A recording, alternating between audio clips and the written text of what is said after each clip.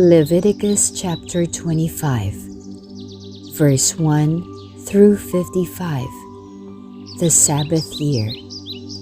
The Lord said to Moses at Mount Sinai, "Speak to the Israelites and say to them, when you enter the land I am going to give you, the land itself must observe a Sabbath to the Lord. For 6 years sow your fields, and for 6 years prune your vineyards and gather their crops.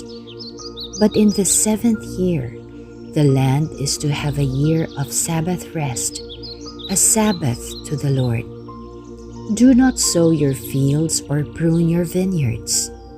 Do not reap what grows of itself, or harvest the grapes of your untended vines. The land is to have a year of rest.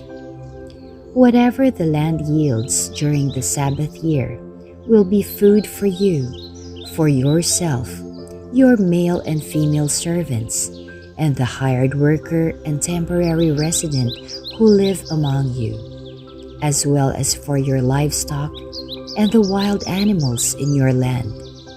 Whatever the land produces may be eaten. The Year of Jubilee. Count of 7 Sabbath years, 7 times 7 years, so that the 7 Sabbath years amount to a period of 49 years. Then have the trumpet sounded everywhere on the 10th day of the 7th month. On the Day of Atonement, sound the trumpet throughout your land. Consecrate the 50th year and proclaim liberty throughout the land to all its inhabitants. It shall be a jubilee for you. Each of you is to return to your family property and to your own clan. The 50th year shall be a jubilee for you. Do not sow and do not reap what grows of itself, or harvest the intended vines, for it is a jubilee and is to be holy for you. Eat only what is taken directly from the fields. In this year of Jubilee, everyone is to return to their own property. If you sell land to any of your own people, or buy land from them, do not take advantage of each other. You are to buy from your own people on the basis of the number of years since the Jubilee, and they are to sell you on the basis of the number of years left for harvesting crops. When the years are many, you are to increase the price, and when the years are few, you are to decrease the price, because what is really being sold to you is the number of crops. Do not take advantage of each other, but fear your God. I am the Lord your God. Follow my decrees and be careful to obey my laws, and you will live safely in the land.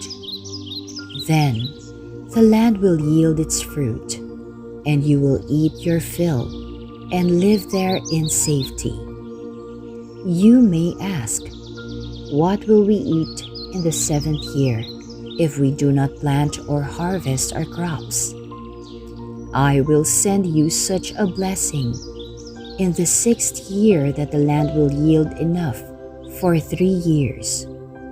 While you plant during the 8th year, you will eat from the old crop and will continue to eat from it until the harvest of the 9th year comes in.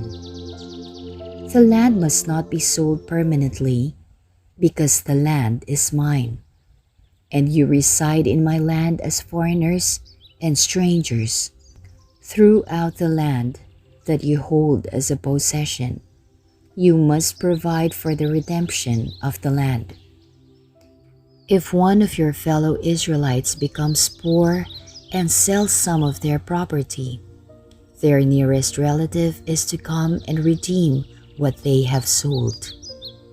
If, however, there is no one to redeem it for them, but later on they prosper and acquire sufficient means to redeem it themselves, they are to determine the value for the years since they sold it and refund the balance to the one to whom they sold it. They can then go back to their own property. But if they do not acquire the means to repay, what was sold will remain in the possession of the buyer until the year of Jubilee. It will be returned in the Jubilee, and they can then go back to their property. Anyone who sells a house in a walled city retains the right of redemption full year after its sale. During that time, the seller may redeem it. If it is not redeemed before a full year has passed, the house in the walled city shall belong permanently to the buyer and the buyer's descendants. It is not to be returned in the Jubilee. But houses in villages without walls around them are to be considered as belonging to the open country. They can be redeemed, and they are to be returned in the Jubilee. The Levites always have the right to redeem their houses in the Levitical towns which they possess. So the property of the Levites is redeemable, that is, a household in any town they hold, and is to be returned in the Jubilee, because the houses in the towns of the Levites are their property among the Israelites. But the pasture land belonging to their towns must not be sold. It is their permanent possession. If any of your fellow Israelites becomes poor and are unable to support themselves among you, help them as you would a foreigner and stranger, so they can continue to live among you. Do not take interest or any profit from them, but fear your God, so that they may continue to live among you. You must not lend them money at interest, or sell them food at a profit. I am the Lord your God, who brought you out of Egypt to give you the land of Canaan and to be your God. If any of your fellow Israelites become poor and sell themselves to you, do not make them work as slaves. They are to be treated as hired workers or temporary residents among you. They are to work for you until the year of the Jubilee. Then they and their children are to be released, and they will go back to their own clans and to the property of their ancestors. Because the Israelites are my servants, whom I brought out of Egypt, they must not be sold as slaves. Do not rule over them ruthlessly, but fear your God. Your male and female slaves are to come from the nations around you. From them you may buy slaves. You may also buy some of the temporary residents living among you, and members of their clans born in your country, and they will become your property. You can bequeath them to your children as inherited property and can make them slaves for life, but you must not rule over your fellow Israelites ruthlessly.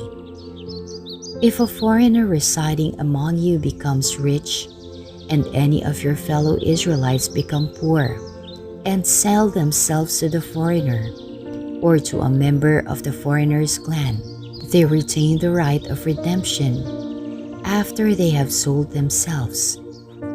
One of their relatives may redeem them. An uncle or a cousin or any blood relative in their clan may redeem them. Or if they prosper, they may redeem themselves. They and their buyer are to count the time from the year they sold themselves up to the year of Jubilee. The price for their release is to be based on the rate paid to a hired worker for that number of years. If many years remain, they must pay for their redemption a larger share of the price paid for them. If only a few years remain until the year of Jubilee, they are to compute that and pay for their redemption accordingly. They are to be treated as workers, hired from year to year. You must see to it that those to whom they owe service do not rule over them ruthlessly. Even if someone is not redeemed in any of these ways, they and their children are to be released in the year of Jubilee. For the Israelites belong to me as servants. They are my servants, whom I brought out of Egypt. I am the Lord, your God.